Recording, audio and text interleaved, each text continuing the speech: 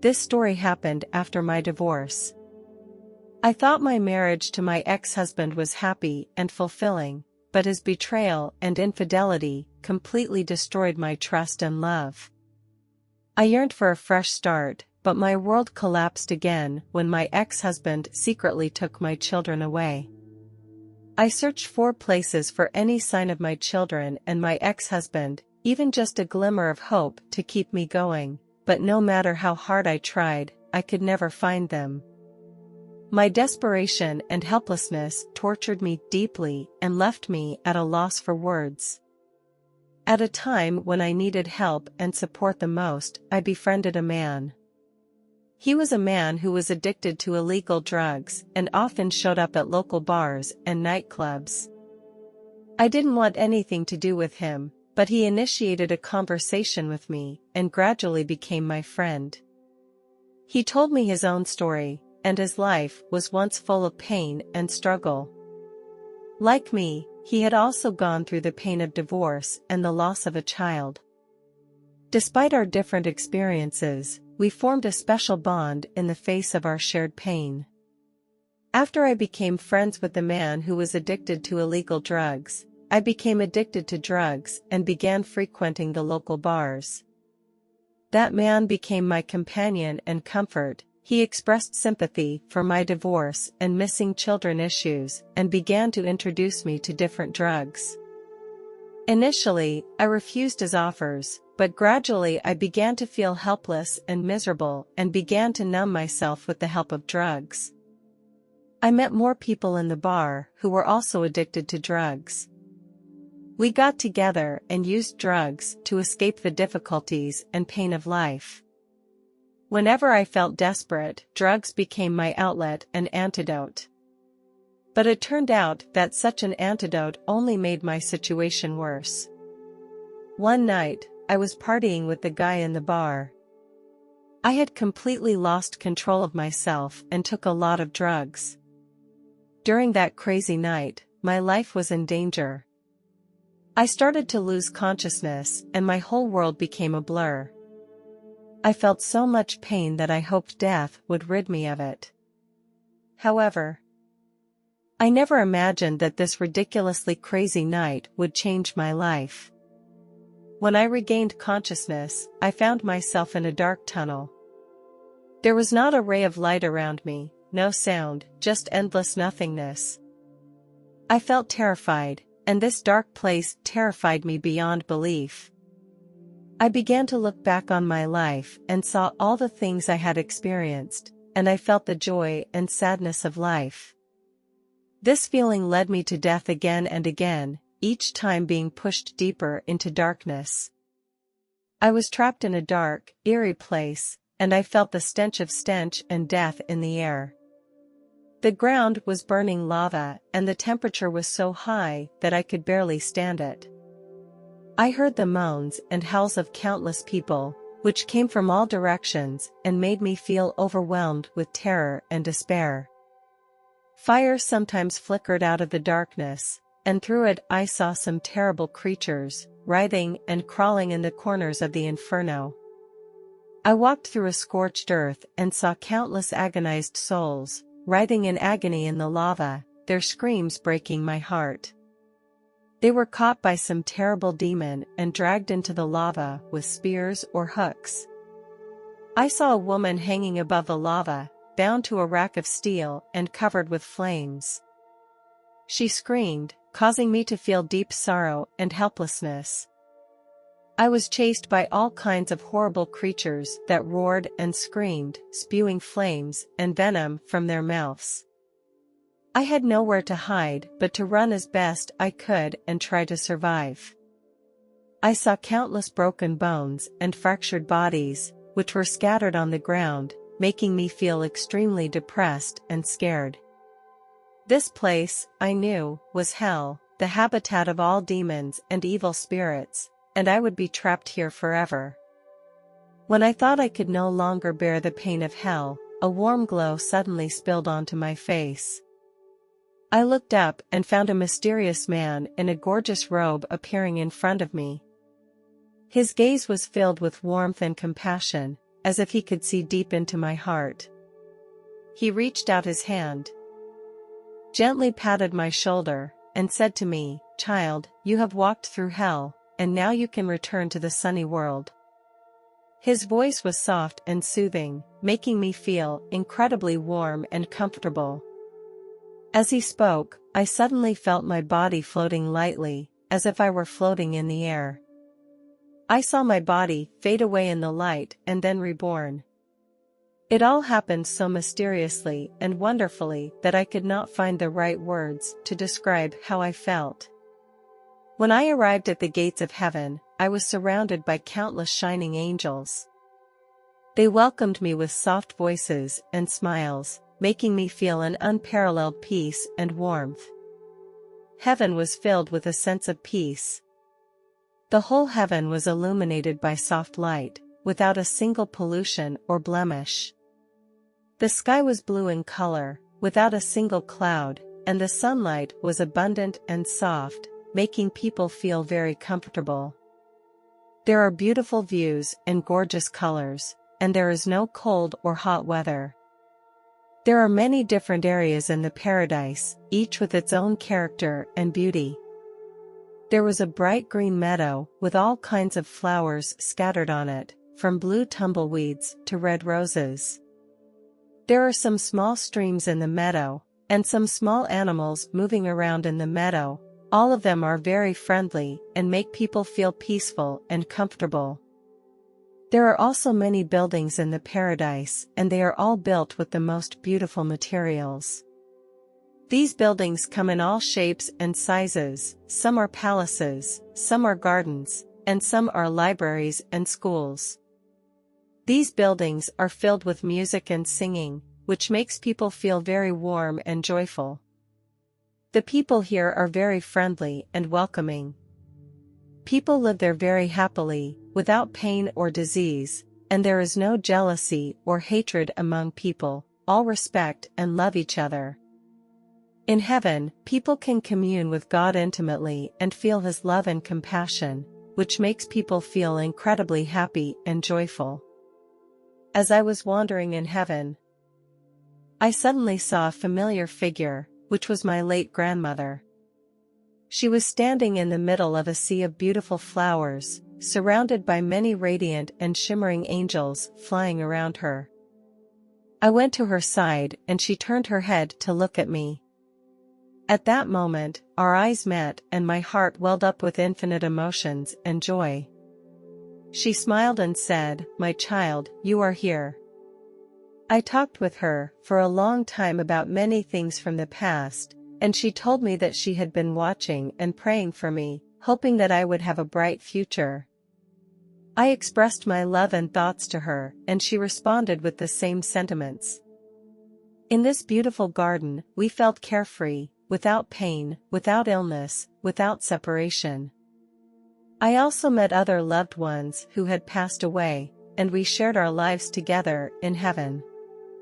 We enjoyed the beautiful scenery, the food, the music, and the dancing together.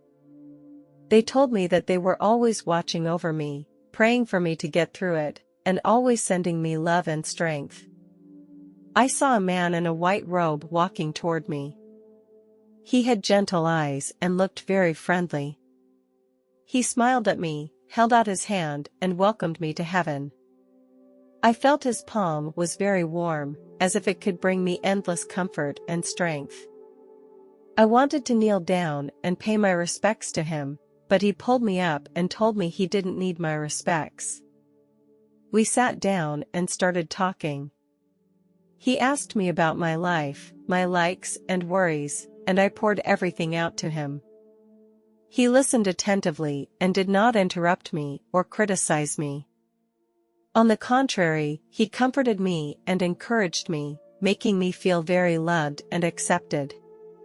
In our conversation, I felt the warmth and peace of Jesus.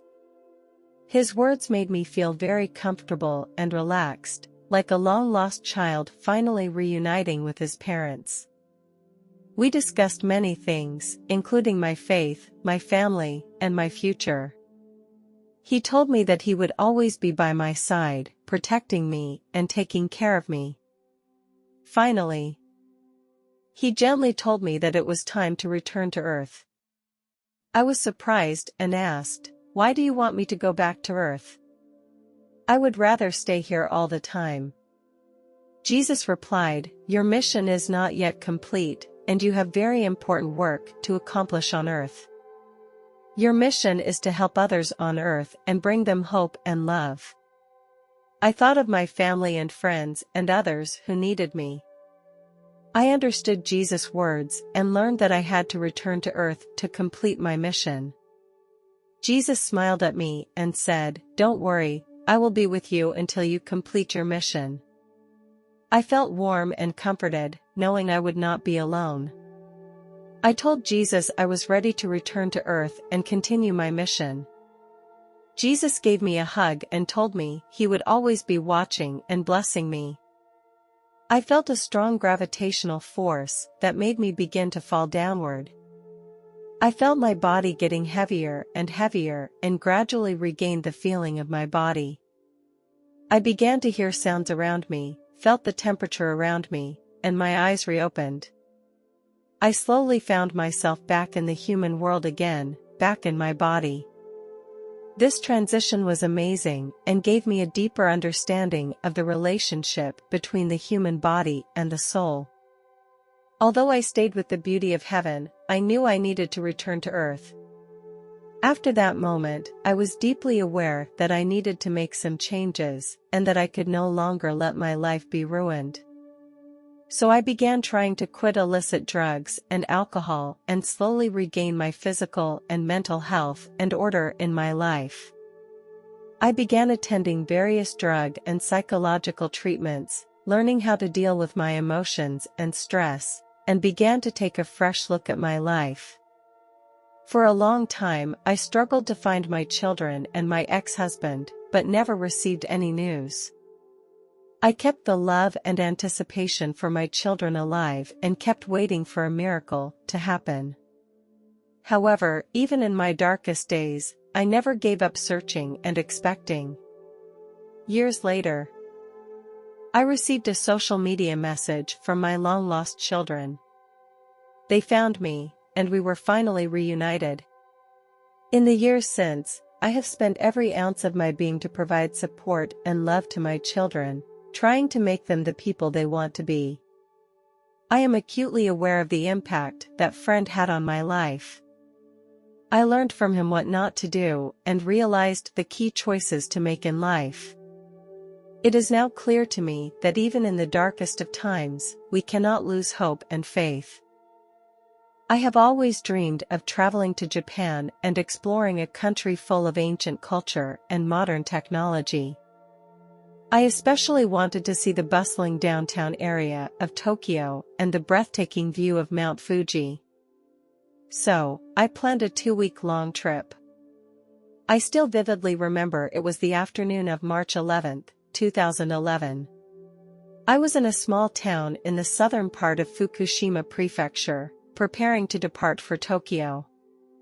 I was sitting on the balcony of my hotel, breathing deeply in the fresh air. Suddenly, a strong tremor came and shook me off the balcony and onto the ground. I was completely unable to control my body, and even standing became a huge challenge. After a few seconds, I began to see some windows shatter and nearby buildings shake. People began to run in panic, and I began to feel panic. However, the most frightening thing was that the quake seemed to be getting stronger and stronger, like a giant shaking the earth with force.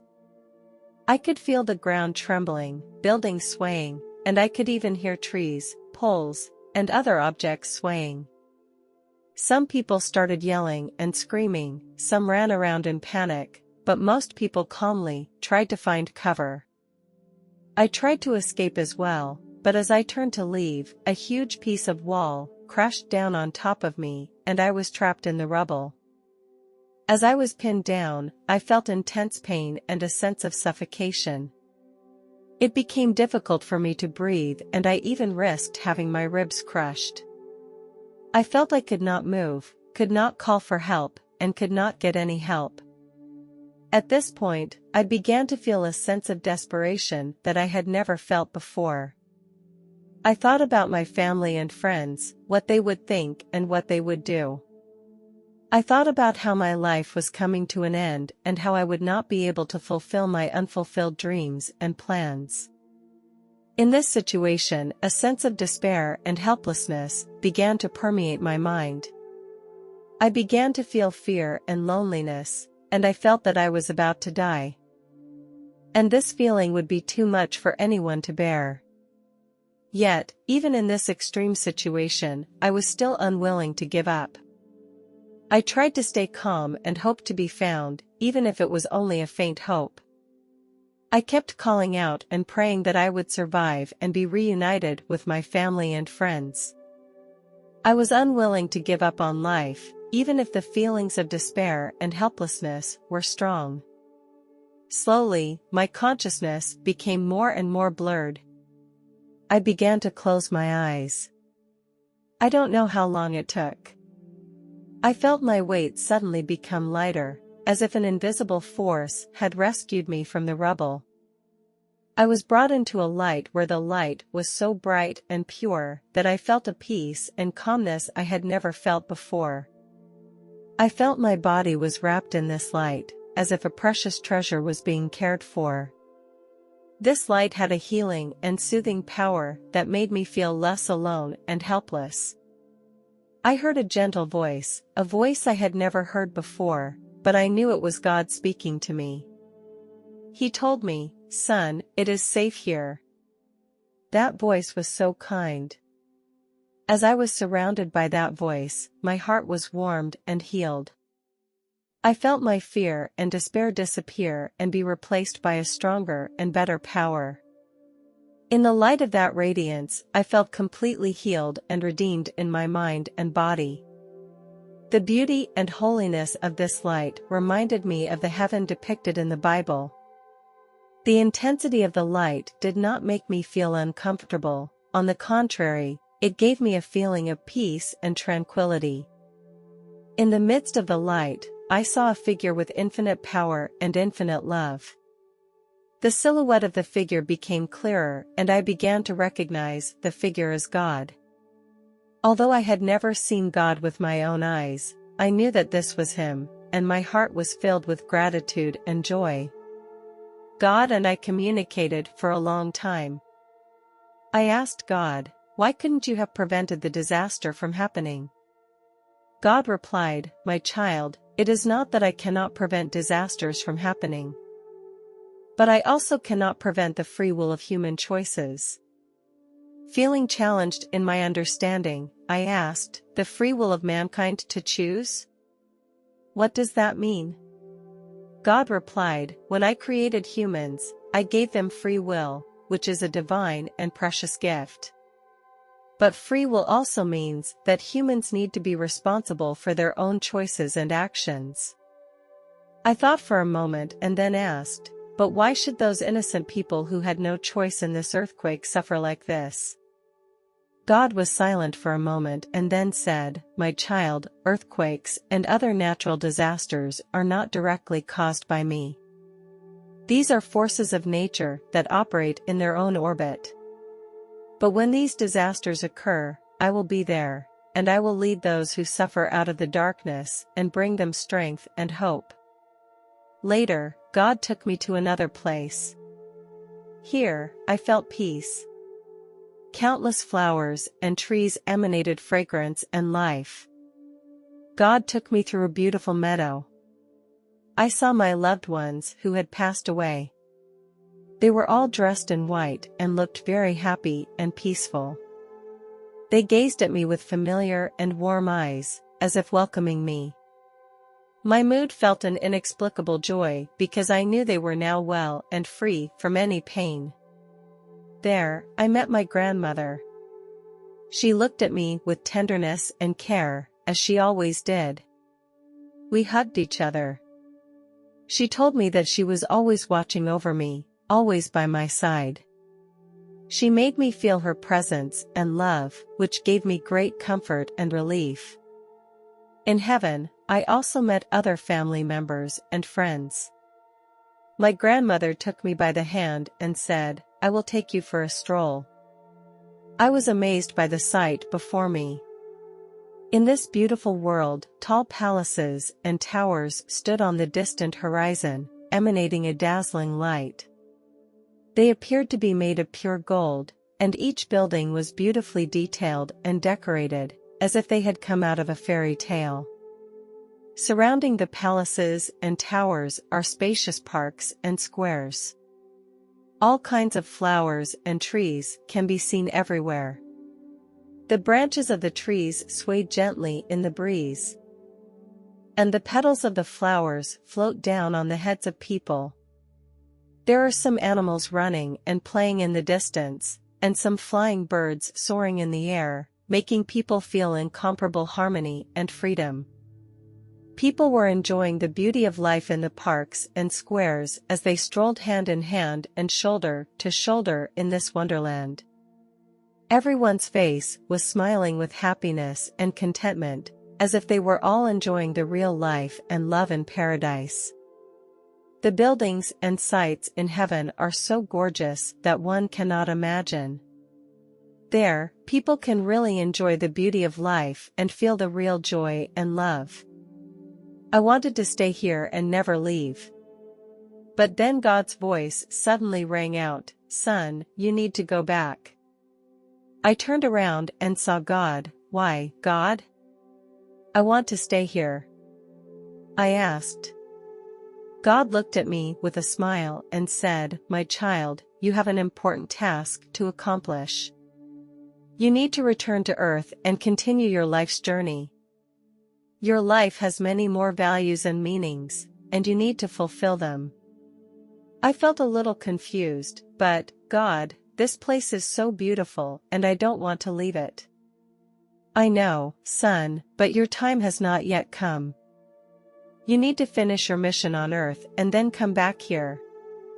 This is your true home, and you can always come back." I nodded my head in understanding, feeling a sense of comfort and strength from God's words. I began to understand that although heaven was so beautiful and peaceful, Earth had its own value and meaning, and I needed to go back to complete my mission. "Thank you, God. I will go back and try to do my job," I said. God smiled, nodded, and said to me, "I know, son. I will always be there for you, to give you strength and guidance. Now, go back, your journey through life awaits you."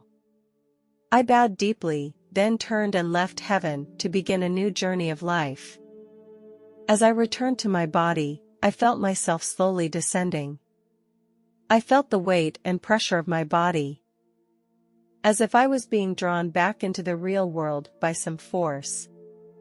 The moment I realized I was back in my body, I felt an intense pain hit my body, like a wire connected directly to my nervous system. My body began to tremble and I felt my heart beat faster and my breath catch. Then I saw a beam of light that gradually appeared in front of my eyes. This light became brighter and brighter.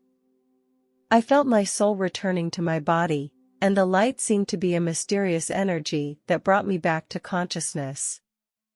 I knew that if I didn't do something, I might not survive. I started looking around for a source of water. At the time of the earthquake, I was on my balcony and there happened to be a sprinkler next to me for watering the flowers. I carefully drank every drop of water and used it to moisten my throat.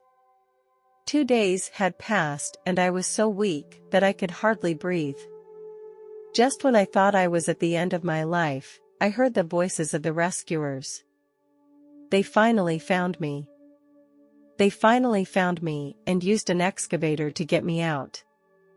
Later, I was admitted to the hospital. I didn't experience any serious problems except for my body showing symptoms of dehydration. An earthquake is a terrible disaster that will take the lives and homes of many people without mercy. I survived the earthquake, and this experience made me feel how fragile and precious life is. At the time of the earthquake, I felt fear and despair, and it felt like the whole world was crumbling.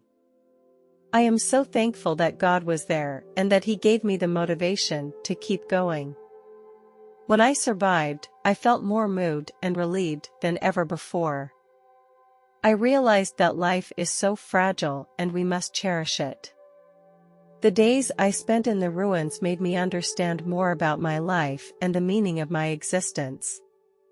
The material things and power that people seek are not important. What really matters is our humanity and the care and help we give to others. The impressions left by this experience will stay with me for the rest of my life. I value what I have more and respect life and others. Later, I realized the magnitude of this earthquake. It brought devastation to the lives and homes of millions of people. Thousands of people lost their lives in this earthquake. They included my Japanese friends and those I had never met. I feel very sad because the loss of these people has caused irreparable pain to their families and their country. Although they are gone, we will not forget them. We will remember their lives and their sacrifice, as well as those who worked so hard and dedicatedly to save lives. We are grateful to the rescuers and volunteers who showed the light of humanity in this disaster.